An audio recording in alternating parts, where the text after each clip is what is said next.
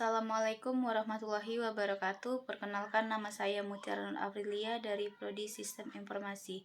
Baiklah, di sini saya akan menjelaskan tentang menganalisis diksi dan kesalahan diksi. 1. Pengertian diksi. Diksi menurut Kamus Besar Bahasa Indonesia adalah pilihan kata yang tepat dan selaras dalam penggunaannya untuk mengungkapkan gagasan sehingga diperoleh efek tertentu seperti yang diharapkan. 2. Fungsi diksi.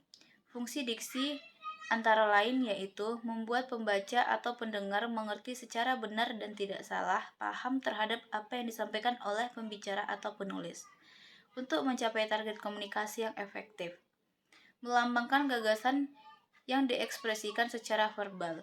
Membentuk gaya ekspresi gagasan yang tepat, sangat resmi, dan tidak resmi. Sehingga menyenangkan pendengar atau pembaca. 3. Syarat ketepatan pemilihan kata. 1. Dapat membedakan denotasi dan konotasi. Contohnya, bunga edelweiss hanya tumbuh di tempat yang tinggi seperti pegunungan.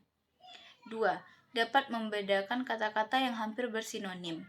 Contohnya, siapa pengubah peraturan yang memberatkan pengusaha?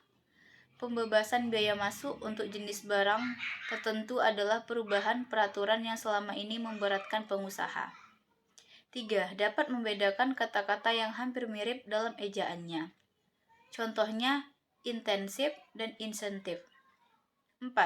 Dapat memahami dengan tepat makna kata-kata abstrak. Contohnya, keadilan, kebahagiaan, keluhuran, kebajikan, kebijakan, dan kebijaksanaan.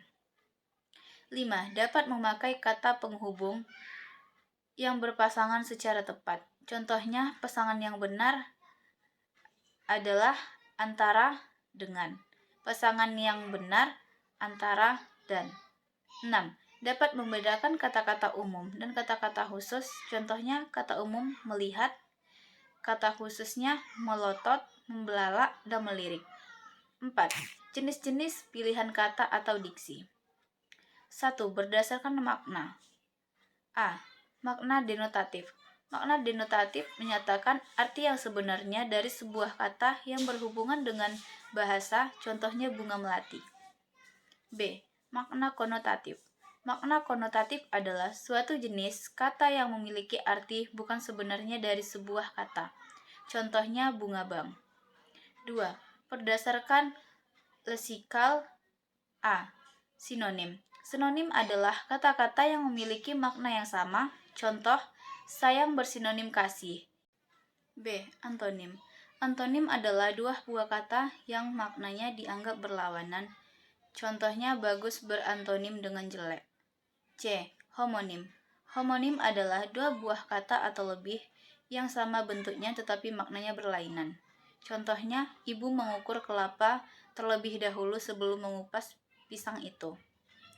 Sebelum menentukan pilihan kata, penulis harus memperhatikan dua buah hal pokok, yakni masalah makna dan realisasi makna. Makna sebuah kata atau sebuah kalimat merupakan makna yang tidak selalu berdiri sendiri.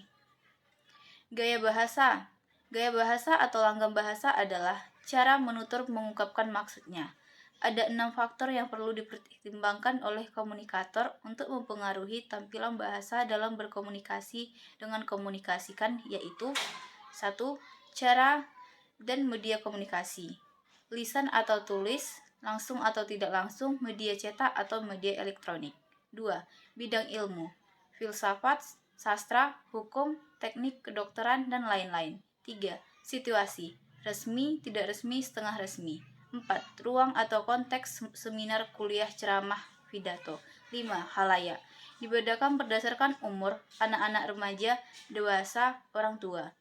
Jenis kelamin, laki-laki, perempuan.